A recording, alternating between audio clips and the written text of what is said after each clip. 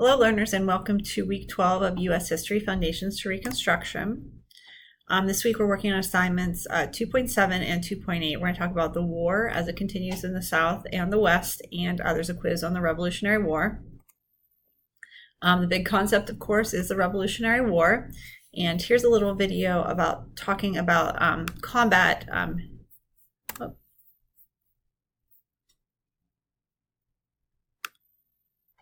It's not working here. Hold on. Combat during the Revolutionary War. Just give me 1 second here.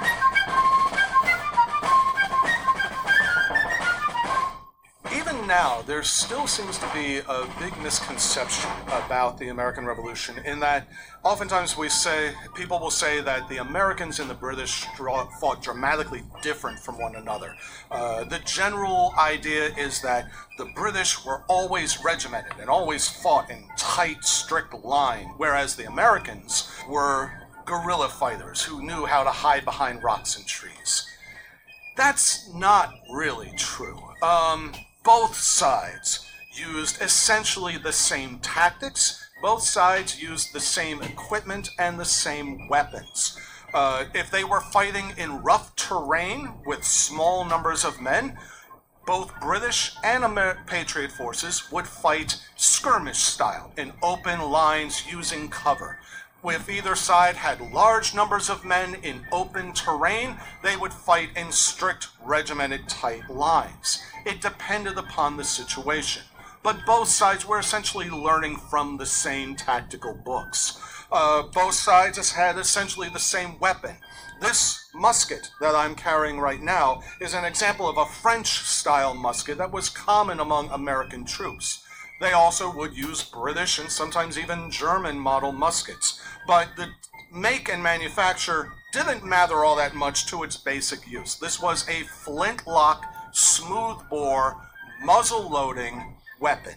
The flintlock basically meant where I today, for safety, have a piece of wood, there would be a piece of stone or flint in this cock or hammer mechanism. When I pull this trigger, this flint would fly forward and strike against the steel plate, creating sparks, setting off powder that I would place in this pan. Some of the flame that would shoot up from that powder would go through a tiny touch hole into the breech, setting off the main charge. The entire process took about, in training at least, took about 15 seconds. So a well-trained soldier was supposed to be able to load and fire this gun about 3 or 4 times a minute. They often would actually shoot a lot slower in combat in order to conserve their ammunition, because the battles would often rage for long periods of time. In between firing those guns, they also depended a lot on the use of the bayonet. And in some cases, both American and British troops would launch attacks and ambushes with unloaded weapons, attacking with the bayonet only. Not too far away, over in Paoli, British troops attacked and ambushed an American force at night with bayonet only and won a decisive battle. It was so one-sided, Americans often called it the Paoli Massacre. Knowing how to fight with the bayonet, knowing how to fight in both open order and in closed ranks was vital to both sides, and the training that was necessary to do that, the discipline that was necessary to be able to do that, to load and fire this weapon efficiently while under fire, while experiencing the roar and chaos and violence of battle, was absolutely vital for a soldier, and it was not something that could be learned quickly. Even the British felt that it took at least a full year of active campaigning to make a soldier a good soldier.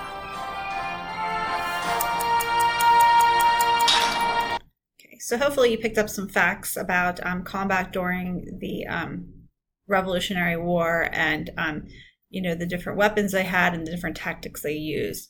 Okay, again, completing your Google Classroom. I can't stress this enough. Make sure you're watching these videos every week and make sure you're answering the question. It is 10% of your grade in the class, and it can definitely help your grade as well as bring it down if you're not doing it. Course breakdown again. This is what we're looking at still on Unit 2. And we'll continue until we finish that up. Okay, so any questions or concerns, please reach out to me. And if not, you guys have a wonderful week. Thanks. Bye.